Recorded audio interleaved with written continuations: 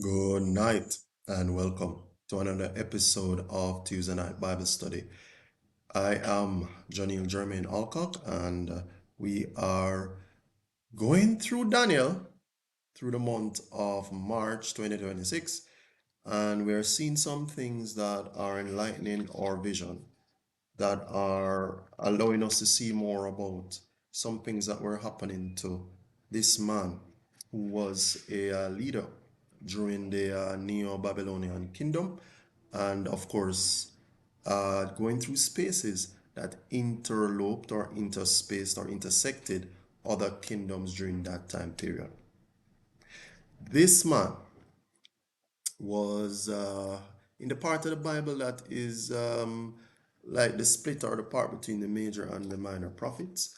And one of the things about him is that he he he was different.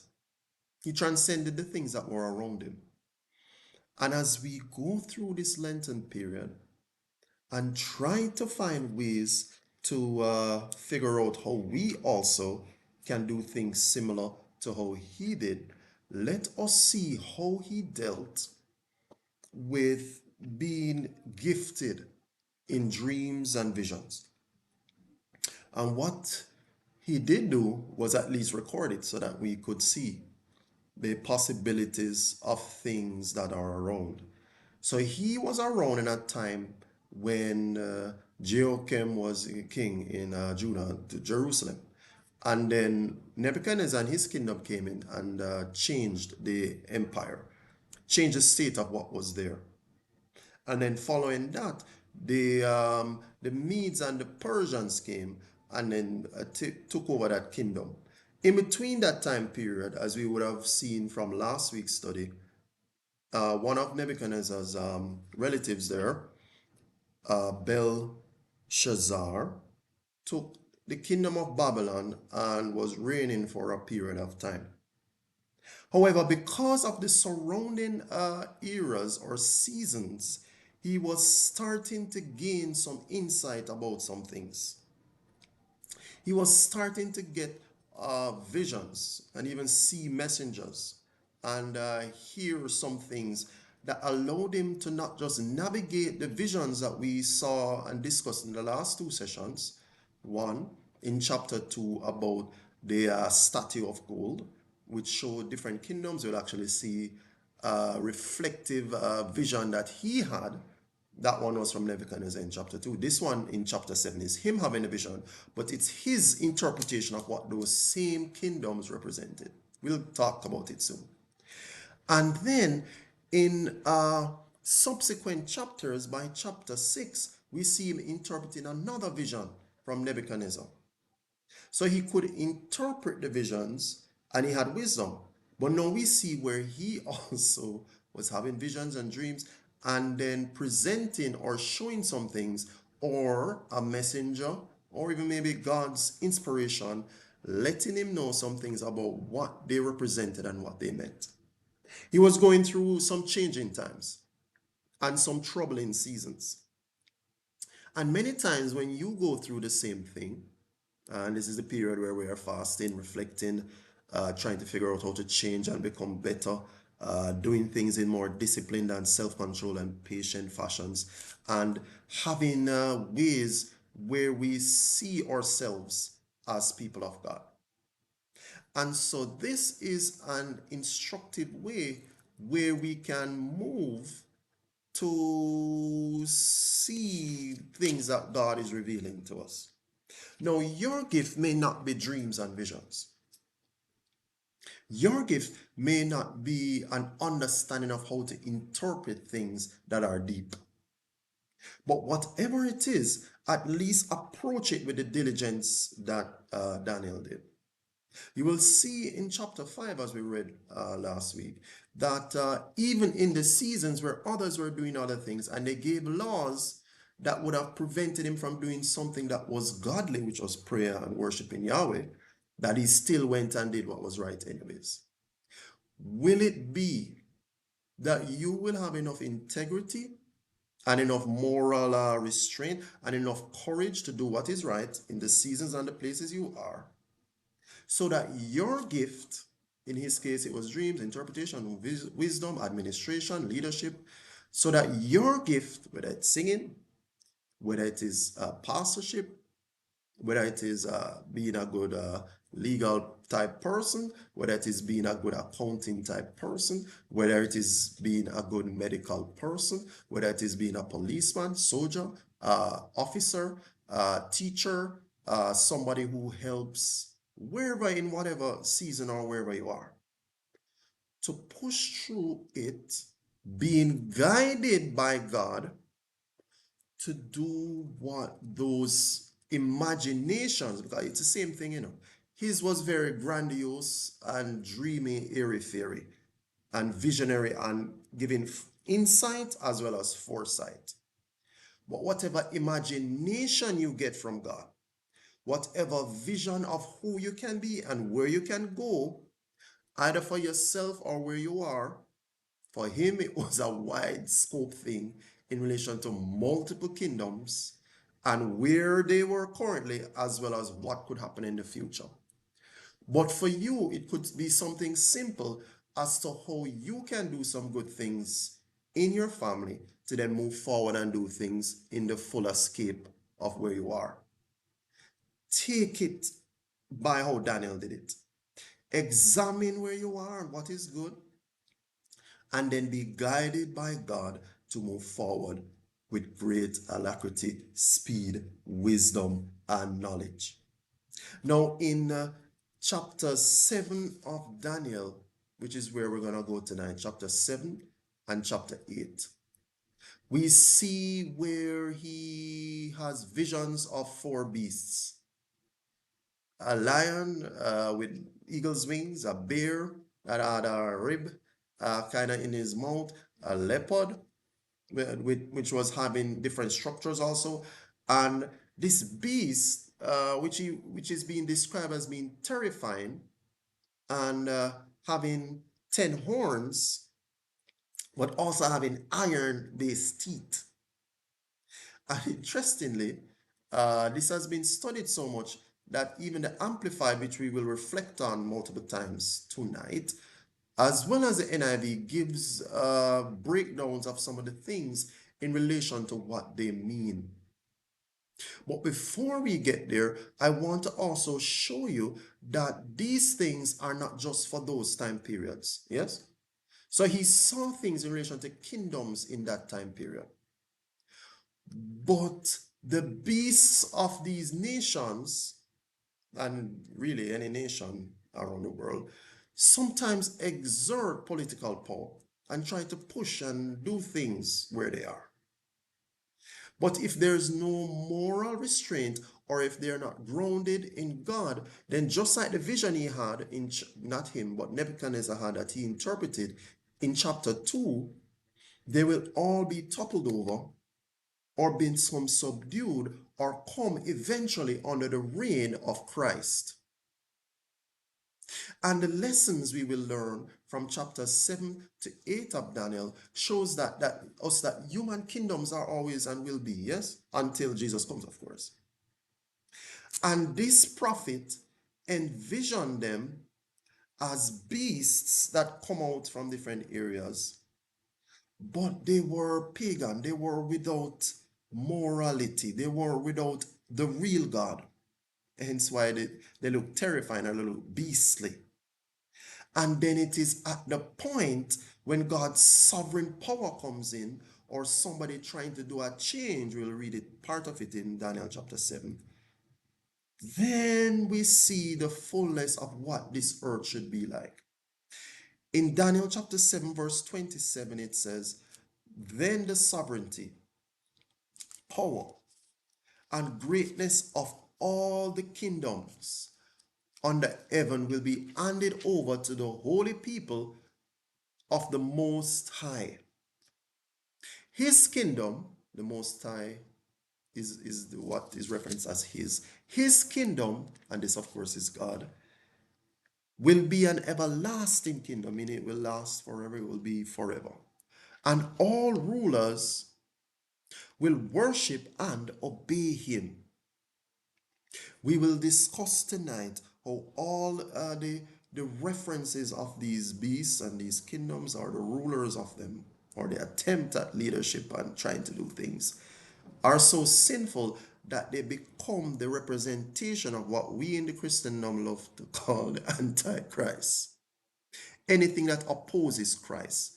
The Apostle John refers to anything that doesn't love or doesn't obey the real God as anti or opposing of Christ, Antichrist. And he said that it is in the world and always going out in it and already is here. So, what we will read are like the foreshadows or the representations then of evil, or representative kingdoms with rulers who do things opposing what is right and then pushing out right across history until, of course, the real ruler, the real king comes, who is Christ. And he won't just come for a season or do something and it kind of good, but there are a lot of bad. But he will reign with peace and equity, mercy, justice, the fullness of, of, of the greatness of his power. And it will last forever. It won't just last a little season here or there. It won't do things that are unseemly. And this is the point of Daniel's the visions in chapters 7 and 8. Note also that both chapters have kind of a similar vibe. First, he's in a vision or he's in a specific place, and then he dreams he's somewhere. And then it is that there's an interpretation of what it is he's seeing. Interestingly, chapter 7 has 27 or 26, 27, 28 verses, 28 verses. Chapter 8 has 27. So it's very parallel. And both show him having a vision, dreaming, and then trying to figure out what it is. And then either he gets insight into it, or a messenger comes and explains it to him, and there's more interpretation and understanding. And then at the end of both, and you will understand why when we read it, if you've not read it before, that he becomes kind of perturbed, disturbed in his countenance, and feeling almost sick in the way he was troubled by his thoughts. At the end, which is the 28th verse of Daniel 7, it says, "This is the end of the matter. I, Daniel, was deeply troubled by my thoughts, and my face turned pale, but I kept the matter to myself." In chapter 8, in the last verse of that chapter, verse 27, it says, "I, Daniel, was worn out. I lay exhausted for several days. Then I got up and went about the king's business. I was appalled by the vision. It was beyond understanding."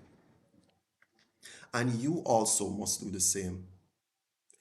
You will feel weird when things come to you that are terrifying or weird. Or in the case of this, if you're a prophet or somebody who sees things or starts to understand things more than others, it may make you exhausted or tired. We see in the Bible that there are many people, for example, Jeremiah, who lamented over the upcoming stress that Israel will go through, or Isaiah, or Elijah, who had his despairing phases, that this sort of thing can get tiring. So you, as a child of God, must find ways where you take the rest period. And as you could see,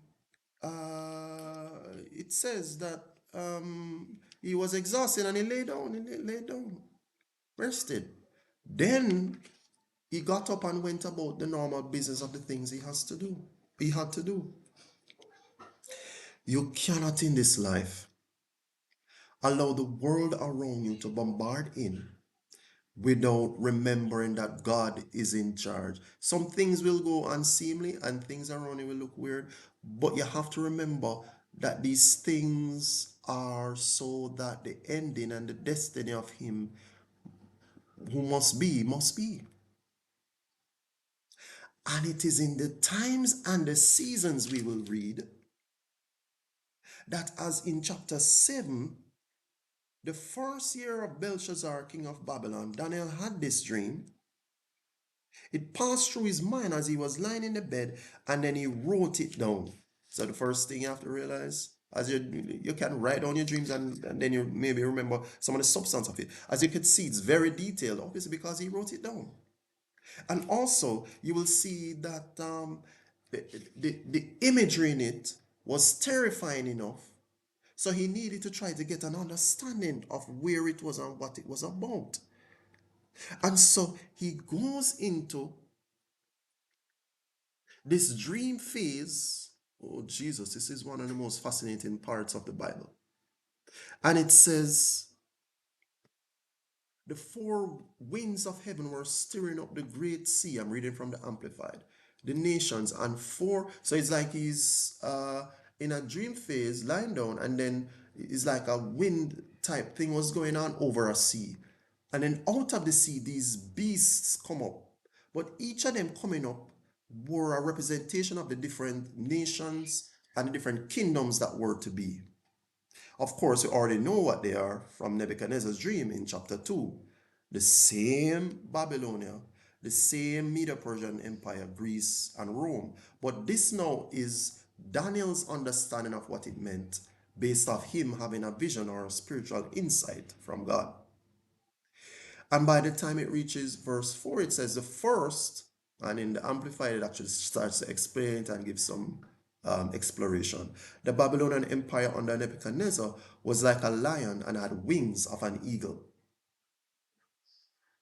And then it said a second one by the time it reaches verse 4. The Medo-Persian Empire was like a bear, and it was raised up on one side, and there were ribs that were in its mouth between its teeth. And it was told, arise, devour much meat. And then he saw another one like a leopard.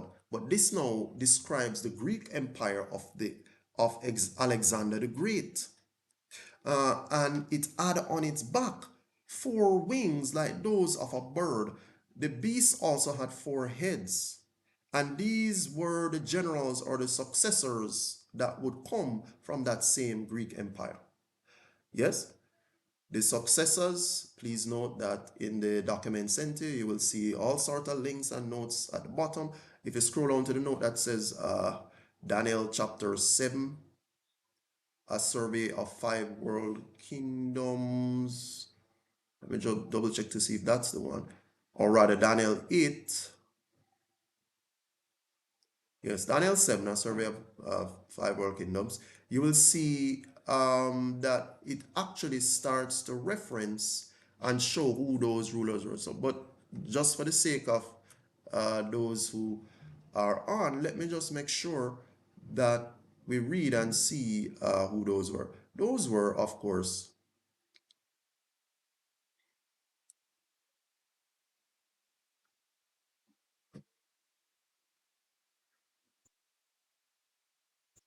one second.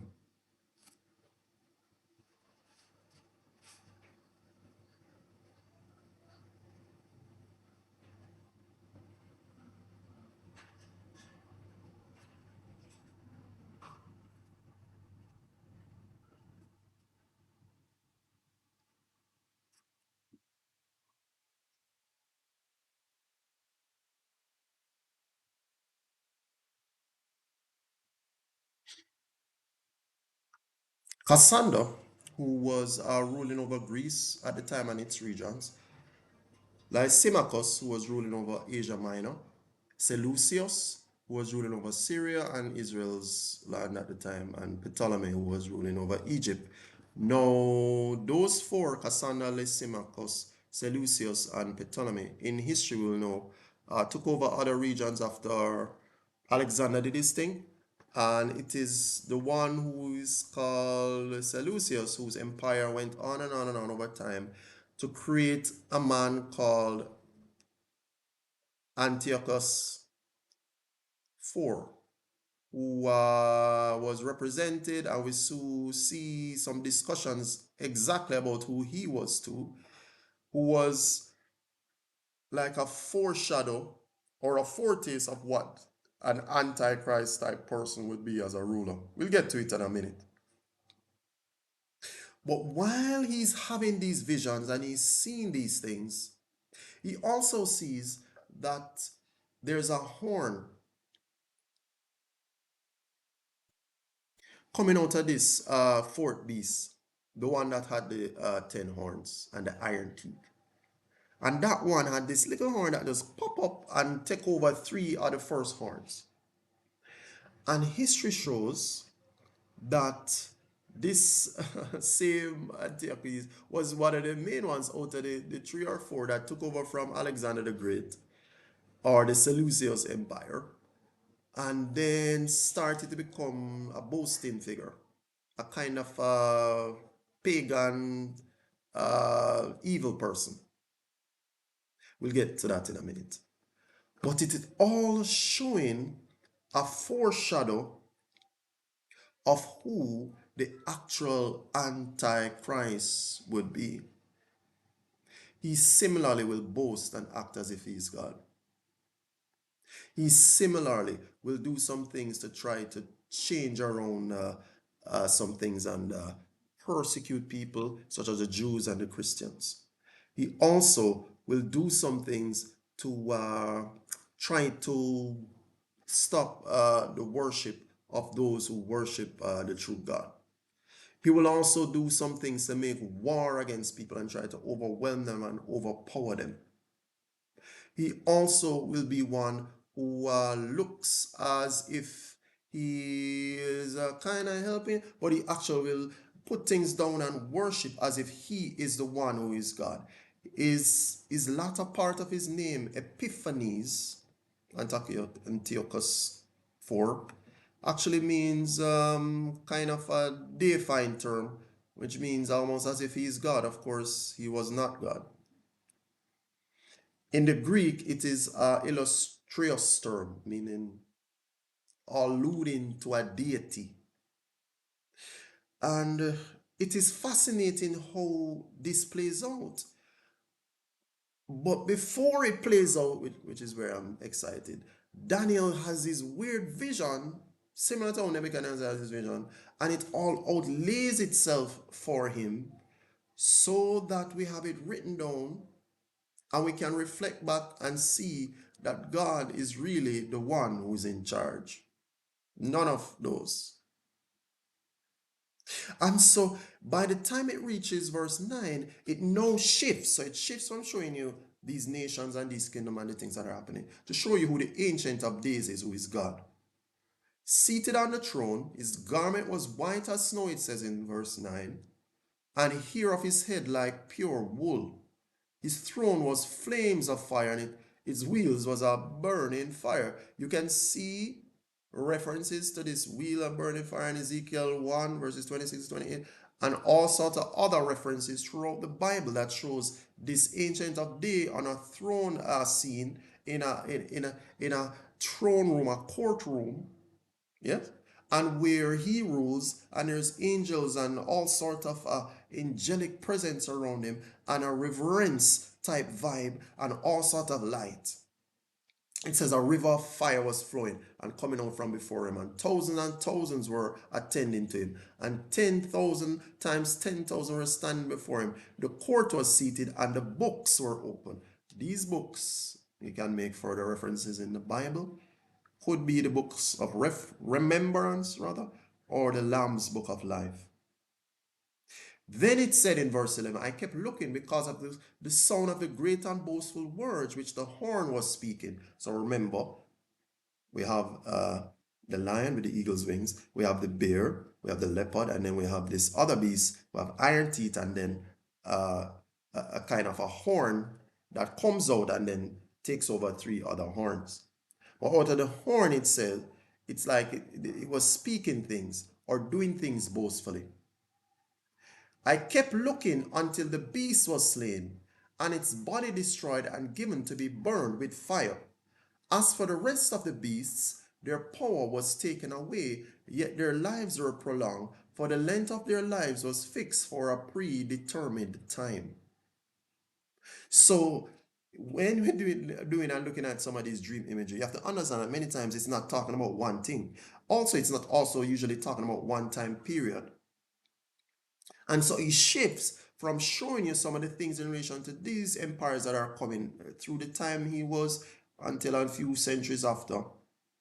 And then it shows a courtroom scene of the God of the earth, the Ancient of Days, yes? And then it shifts now to start to show you some things about how this last beast will actually be a representation of another one to come, the Antichrist in the end, who God Himself will be the one to come and destroy, burning fire. But the time seasons of the others will be before God comes, so they have their time when they will die and then they will go to the judgment. But this one will be there at the point when Jesus comes back and he will take care of him himself. Now, the Son of Man starts to be represented in Daniel chapter 7, verse 13, where it says, he kept looking in the vision, and then it was that on the clouds of heaven, one like a Son of Man in the Aramaic, which is this section of Daniel, is written in Aramaic. It says Barinash, yes, and it says he came up to the Ancient of Days. So it's obvious that these are two different people. So it's not the same Ancient of Days, and then the, he's the Son of Man and coming up to himself or so. It's two separate persons. But by our understanding, we will see in verse 14 it says, and to him, meaning to the Son of Man, in reference in the Amplified, it says, the Messiah was given dominion and supreme authority. And so, Father, Ancient of Days, Son, the Son of Man or the Messiah, and the fullness of the kingdom now and its glory, that all of the people and the nations and the speakers of every language should serve and worship him. His dominion is an everlasting dominion and will never pass away, and his kingdom is one that will not be destroyed. By the time it reaches verse 15, before we transition into further interpretations, it said that he was distressed, meaning Daniel, and anxious, and the visions, alarmed and agitated him. And because he's in this dream, a kind of lucid phase, he could move and he could do things in there. It said he approached one of those who stood by. So there were others standing by him, probably having visions too, or maybe somebody within the heavenly realms there watching the things in the throne room scene. And so he began to ask him to explain things to him. And so he told me and explained to me the interpretation of things. These four great beasts are four kings. So if it is that the Amplified never explained, just as I did, each of the kingdoms, or I and many other commentaries you see, don't compare it to Daniel chapter 2 and other things in Revelation, and some of the things you will even say Jesus himself say in Matthew 24, it actually interprets it and tells you what it is. These four great beasts, this is verse 17 of chapter 7, are four kings who will arise from the earth. But the saints or believers of the Most High will receive the kingdom and possess the kingdom forever, for all ages to come. And because we must die, and we are earthly, our bodies are decaying, it obviously is referencing a time different from our current era of this physical, this corruptible, this mortality. So whoever this Messiah is, whoever this Son of Man, this Bar Inosh, this person who comes up to the Ancient of Days and is coming out of the clouds of heaven, and everything will be given to him to have dominion over, he must be in a state or a stage where we also will join him in an eternal kingdom, both spirit and body. So it can't be this age. And it cannot be that when we're referencing and showing that the supposed anti, and we'll reference soon that one of them that they're referencing is somebody who would come soon after Daniel's time, that it was that alone that this chapter is about, or something physical, something in this mortal age. Be careful how you look and reference it. It is both to that time and for a period of time to come. Then I wish to know the exact meaning of the fourth beast. I'm pretty sure he would. He was the most terrifying and the weirdest out of all of them, which was different from all the others, extremely dreadful, with teeth of iron and claws of bronze, which devoured, crushed, and trampled down what was left with its feet, and the meaning of the 10 horns that were on its head, and the other horns which came up later, and before which 3 of the horns fell, specifically that horn which had eyes and a mouth that boasted great things, and which looked larger than the others. As I kept looking, that horn was making war with the saints and the believers and overpowering them, until the Ancient of Days came, and judgment was passed in favor of the saints of the Most High. And the time arrived when the saints took possession of the kingdom. Thus the angel said, the fourth beast shall be a fourth kingdom on earth, which will be different from all other kingdoms, which will devour the whole earth, tread it down, and crush it. As for the 10 horns, out of this kingdom 10 kings will arise, and another will arise after them, and he will be different from the former ones, and he will subdue 3 kings. He will speak words against the Most High God, and wear down the saints of the Most High, and he will intend to change the times and the laws, and they will be given into his hand for a time, 2 times, and half a time. A time, 2 times, and half a time. So it's 3.5. In Revelation, we get the concurrent type of description. Revelation 13, verses 1 to 6, which shows that this Antichrist will have a period of about 7 years. The first 3 goes on wars and supposedly bring peace. Somewhere in the middle, he cuts off some things in relation to worship and some things that was happening. He also will be one who boasts himself and acts valiantly, but it's not really valiant, it's pride, and then say he is God and profane the area to be worshipped. Antiochus actually does the same. But the court of the Most High will sit in judgment, and his dominion will be taken away, first to be consumed gradually, and then to be destroyed forever. Then the kingdom and the dominion and the greatness of all the kingdoms under the whole heaven will be given to the people of the saints and the believers of the Most High. His kingdom will be an everlasting kingdom, and all the dominions will serve and obey him. This is the end of the matter. As for me, Daniel, my waking thoughts were extremely troubling and alarming, and my face grew pale, but I kept the matter of the vision and the angel's explanation to myself. A season, a time period, an era, a set of kingdoms, represented in Daniel's dream as different beasts coming up out of the sea, different nations with different kings.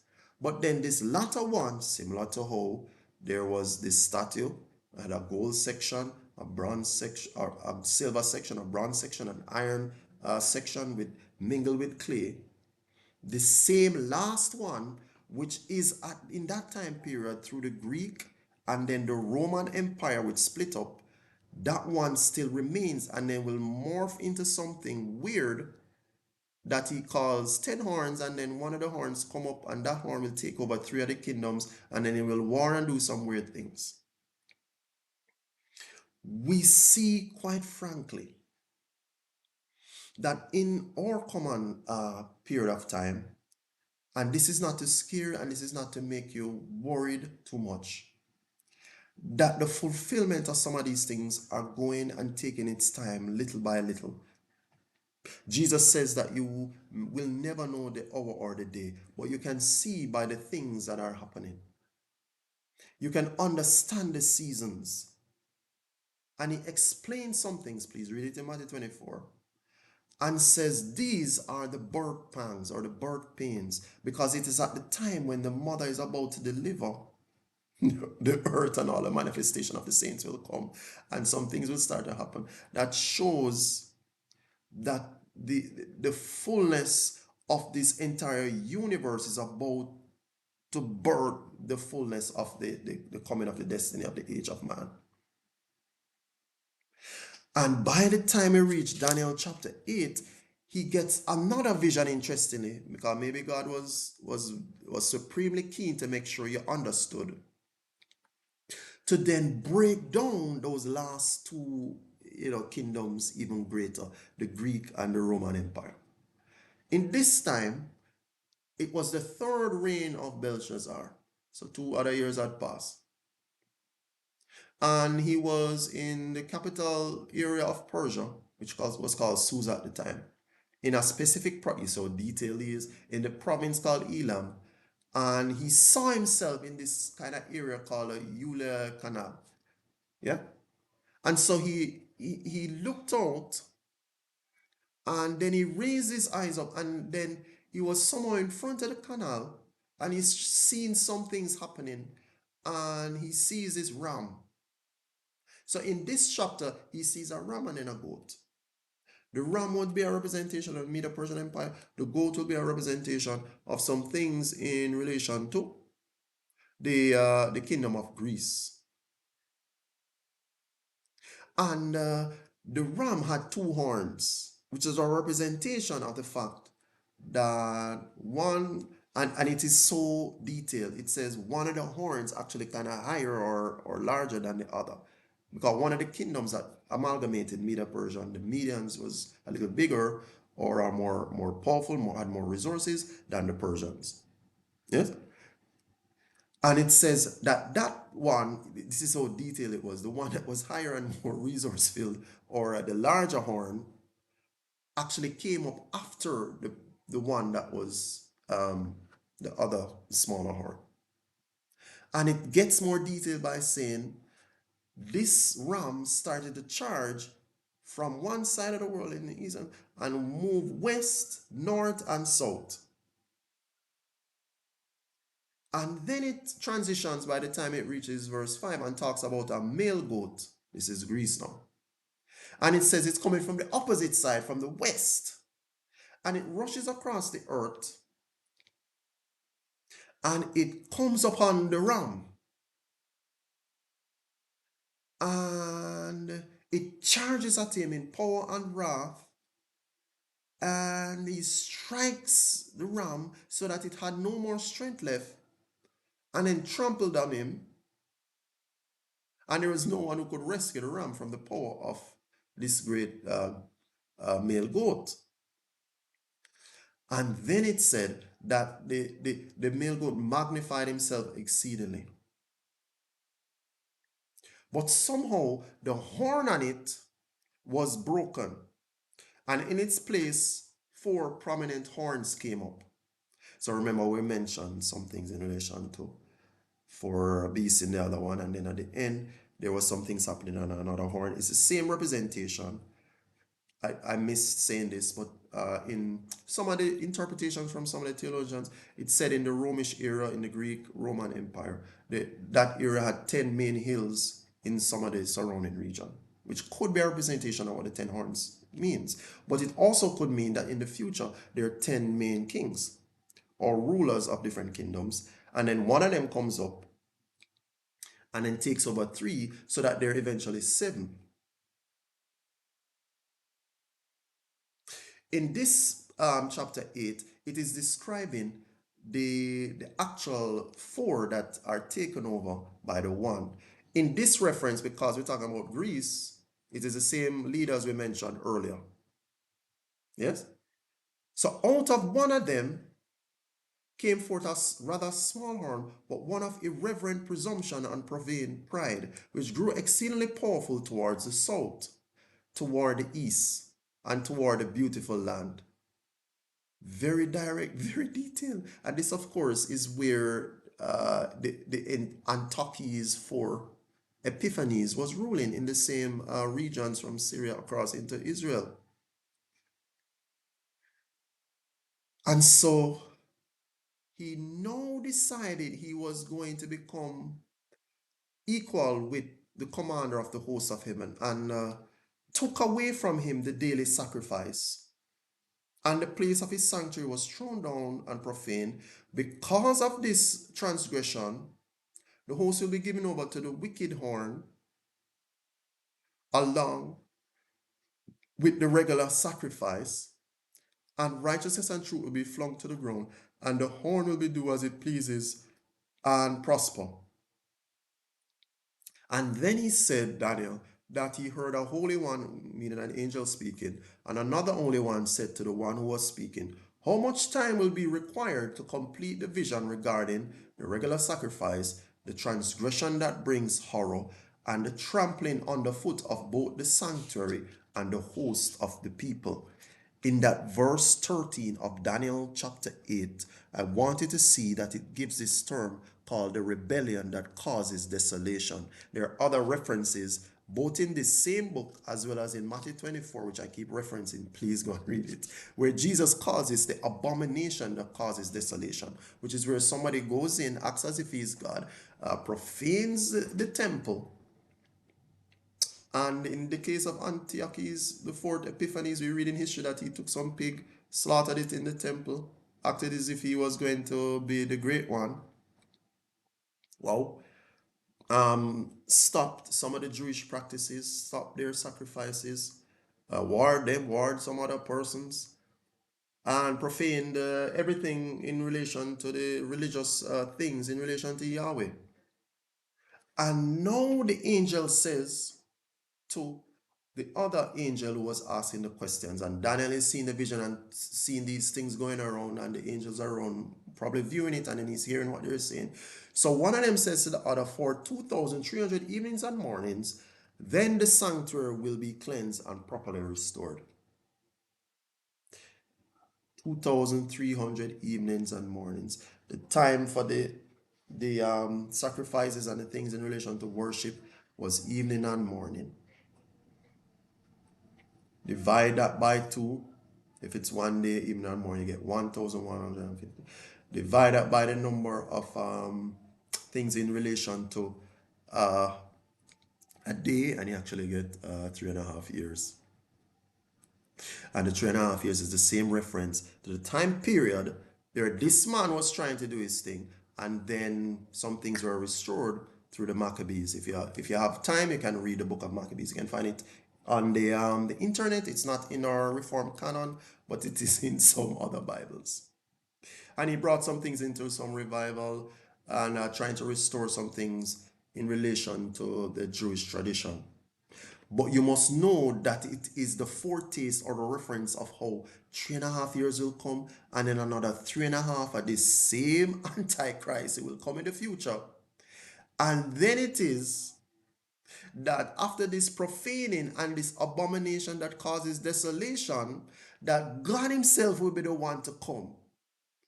Because of how wicked He is, it is God Himself who has to come to stop him, to stop one of these kings and these rulers who are trying to behave as if it is Him. So the Antichrist spirit, this warring, on evil, unsure, kind of proud, boasting type vibe, said the Apostle John, is out there all the time. And little by little, it is revealing itself to us that even in Daniel's vision, we see all the kingdoms coming in similar type of reference until one picks himself up in one way. And we see others coming in similar fashion, like a Nero from the same Greek and Roman Empire, interestingly. And then later in our own last century, Hitler, warring against the saints, warring to do things to be proud, trying to stop people from doing things in relation to living for God, acting as if they're the big person, trying to make it seem as if you must worship them or be led by them, profaning the things of God.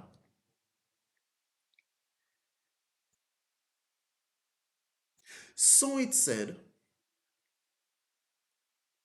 and this, of course, shows you that it's not specific to the Antiochus 4 Epiphanies in verse 17 of Daniel 8, because it said, so the angel came near where Daniel was standing, and when he came, Daniel was frightened and fell down on his face. And then the angel said to him, understand, son of man, that the fulfillment of the vision pertains to events that will occur in the time of the end. We didn't end during the time of Nero, we didn't end during the time of Hitler, we didn't end in the time of Antiochus Epiphanes. These are just the foretastes of the things to come to show who the real fulfillment of sin will be. Yes. Now and it was actually Gabriel, the messenger, one of the messenger angels who was speaking to him, say, was speaking with me, and then Daniel drifted off in a sleep again, and then the angel said to him, "Behold, I am going to let you know what will happen during the final time of the indignation and wrath of God upon the ungodly. For it concerns the appointed time of the end." And and without you getting excited and worried, it actually explains everything that I just explained above in verses 1 to 18, 19. The ram which you saw with the two horns represents the kings of Media and Persia. The shaggy, rough-coated male goat represents the kingdom of Greece, and the great horn between his eyes is the first king. Regarding the shattered horn and the four others that arose in its place, four kingdoms will arise from his nation, although not with the same power and heritage. And then it says, and this is where you need to see and understand, that it's not about that time period. At the latter period of his reign, when the transgressors have finished, a king will arise. So it's not saying people and the things that we're talking about. Something in the future, something deadly and ridiculous. A king will arise, insolent and skilled in intrigue and cunning. His power will be mighty, not by his own power, and he will corrupt and destroy in an astonishing manner. And he will prosper and do exactly as he will. He will or shall corrupt and destroy mighty men and the holy people. And through his shrewdness, he will cause deceit to succeed by his hand. He will magnify himself in his mind. He will corrupt and destroy many who enjoy a false sense of security. He will also stand up and oppose the Prince of Princes. That, of course, is Jesus Christ, the Messiah. But he will be broken. And this is where you need to see and understand. It is not us who eventually do the goodness to stop all the messes of this world. Yes, we can help and we can do our best to be at peace and to try to secure ourselves and to love each other and do some things in community. But it says, but he will be broken, and that by no human hand. In parentheses in the Amplified, it actually says, but by the hand of God. The vision of the evenings and the mornings which had been told to you is true. It is the same Gabriel, the messenger, still speaking to Daniel. But keep the vision a secret, for it has to do with many days in the now distant future. In the NIV, that section which I'm reading, which is verse 26, says, the vision of the evenings and the mornings that has been given to you is true. But seal up the vision, for it concerns the distant future. And I, Daniel, was exhausted and sick for several days. Afterward, I got up and continued with the king's business. But I was astounded at the vision, and there was no one who could explain it. And who could? Because in his day, all these other things have happened since then. In Daniel's time, the Neo-Babylonian kingdom, 500 and odd BC. How much time has passed since then? 2,500 and odd years. So him seeing these things, how could it explain to him? The angel and some of the other things happening around him gave him the reference for the kingdoms. We saw it. And then it said Media, Persia, and Greece. And then other things about somebody else coming, which was near to where his time period was. But then all of this thing about profaning things, and then the Son of Man coming with the Ancient of Days, and then he himself, has to break this issue because he's gonna see somebody who's opposing the Prince of Prince. Who could understand it or explain it? The kingdoms of God, or rather, the kingdoms of this world, will push and do what it must, and by its own might or pride. But in the end, the everlasting kingdom will come. There is no stopping it, there is no going around it. There's no other person but this Messiah. I know this discussion was supremely deep, but there are some references in that text that was sent to you. Please check it in the group. Please check it in emails if they're there. And also read some of the references I mentioned from Revelation, from Matthew chapter 24, and so forth. And also take up maybe a concordance and a Bible to look through it. And also rewatch this episode. Also, other versions of the Bible, like the one I was reading, the Amplified, shows things that the KJV or the NIV doesn't necessarily say. And I was actually quoting and saying it as we were reading along. The things will come, but it is God who will defeat evil in its end. History will show the man doing his thing, or kingdoms trying to do things in an anti-way opposing Christ. But nothing and no one can stop the everlasting kingdom. And so we must continue to worship him, obey him, and do some of the things that he has said we can do. And by the fullness and his grace, we will eventually see the the the I can't even describe the adulation of the things that Daniel is trying to also explain, and he couldn't really explain it. Let us be grateful that there's a God who shows us these things and makes us understand more about where we are, what's happening around us, what is to come, and then also about his love.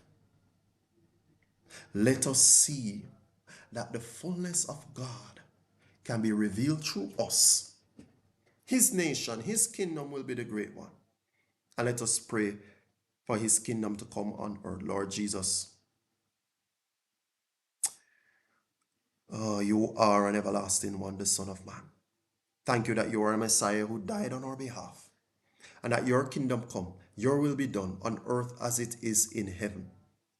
And there are times when we worry or get concerned because of the stresses of the day. We worry even by the readings of the things about the old kingdoms and how they will project themselves into the future. We read and see about the wars and the stresses, and how the very nature of man is so corrupt and terrifyingly sinful that they oppose you and what you represent.